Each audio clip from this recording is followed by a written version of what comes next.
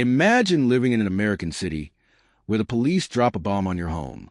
Not overseas, not in a war zone, but right here in Philadelphia in 1985. And even more shocking, most Americans have never been told the full story. Let me show you what really happened and why the truth was buried. If you're new here, welcome. This channel uncovers the pieces of American history they quietly tucked away. Stories that change how you see the world and yourself.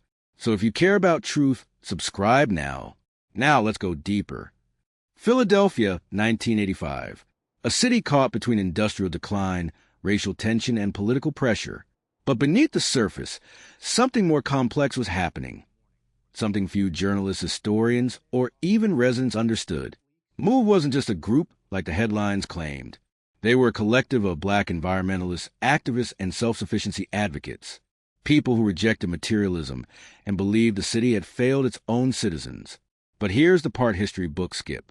MOVE was under surveillance long before 1985. City officials monitored them. Police tracked them. Politicians saw them as a problem to be controlled. Neighbors were caught in the middle, frustrated, scared, or confused, depending on who you ask.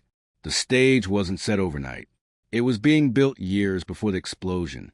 But the real question is, how did a disagreement between citizens and their city lead to one of the most shocking government actions in modern American history? Let's rewind.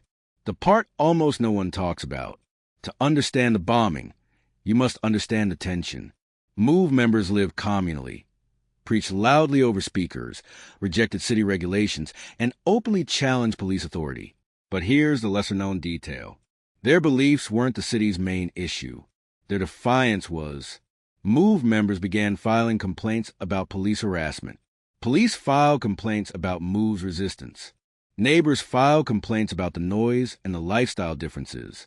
It became a triangle of boiling frustration. Residents felt ignored, MOVE felt targeted, police felt challenged, politicians felt pressured. Every side believed the other was the problem. And in the middle of that conflict, the city made a decision that would change history. Not to negotiate, not to de-escalate, but to confront. And confrontation always has a cost. The standoff begins. Early that morning, the neighborhood woke up to armored vehicles, police in helmets, floodlights, barricades, and bullhorns. Not a hostage situation, not a terrorist event, just a group of American citizens inside their home. Police ordered MOVE members to exit the building. Hours passed. Tension tightened. No one moved.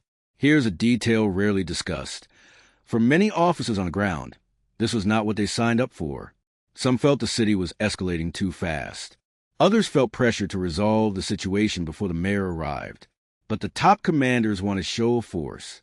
They wanted a statement.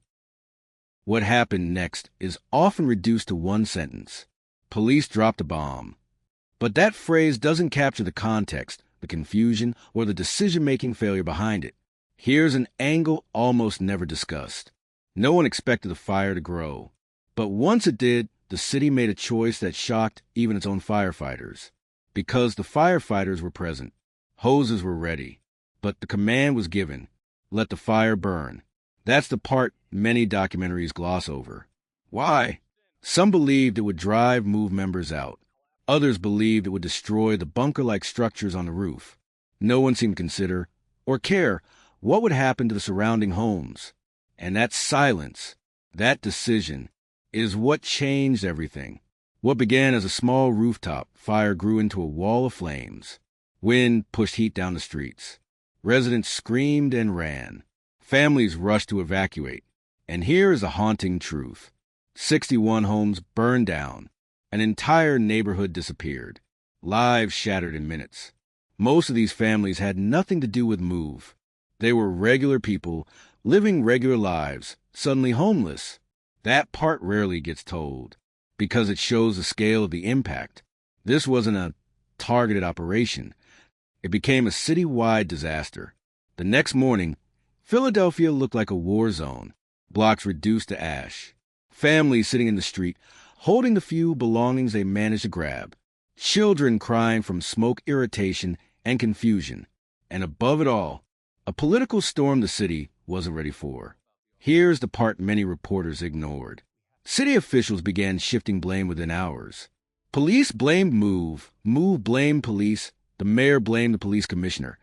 The police commissioner blamed the fire department.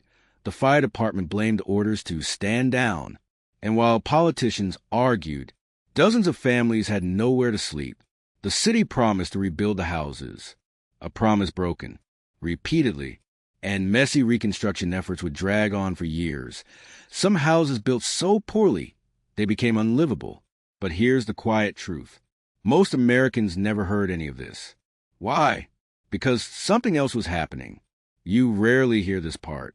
Many media outlets framed Move as a sole villain, long before investigations were complete. Some outlets repeated city talking points without question. Others avoided criticizing the government for fear of losing access. And the narrative became, Move caused this. Move forced the police to act. Move shouldn't have resisted. But buried in the official documents were contradictions, disagreement among police leaders, questions about whether negotiations were properly attempted, concerns about political motives, testimonies from residents who felt ignored, moments of miscommunication that changed everything. The full story didn't fit into a headline, so it stayed hidden. Even today, historians ask, why escalate instead of negotiate? Why authorize explosives in a residential area? Why let the fire burn? Why weren't residents evacuated first? Why did officials avoid accountability? Why did media coverage downplay the destruction? And the most important question, if this happened in one American city, how many similar stories never made the news at all? Because Move wasn't the first case of aggressive policing, and it wouldn't be the last, but it became the most extreme in modern U.S. history. Philadelphia later apologized. Some settlements were paid. Documentaries were made. Oprah even covered it at one point. But for the families who lost everything, no apology replaced their homes, memories, or community. For Move members, the trauma shaped their future. For the city, it became a scar they preferred not to look at. And for the nation, it became a footnote instead of a headline. The Move bombing exposes something uncomfortable. America struggles with stories that make institutions look fallible. Governments make mistakes. Police leadership can overreach. Media can misrepresent. Citizens can be caught in the crossfire. These stories don't fit neatly into political categories. They challenge both sides. And that's why they quietly fade. But fading doesn't erase the truth. The Move bombing changed laws, shifted debates about police militarization, and forced new conversations about accountability in urban policing. It became part of the blueprint for understanding how government power can go unchecked. And the most chilling part? It happened in broad daylight, in front of cameras, in the United States, less than 40 years ago. Not the 1800s, not the 1960s. 1985. Stories like this remind us of something important. History isn't just what we remember. It's also what we're told to forget. The Move bombing of 1985 wasn't an accident. It wasn't a mistake. It was a decision made in offices, carried out on streets, and felt by families who are still living with the consequences. And today, you know the truth most Americans have never heard. If you want more stories like this, stories that expose the erased, the buried, and the intentionally forgotten, make sure you subscribe, because the history they hide is the history we need to know.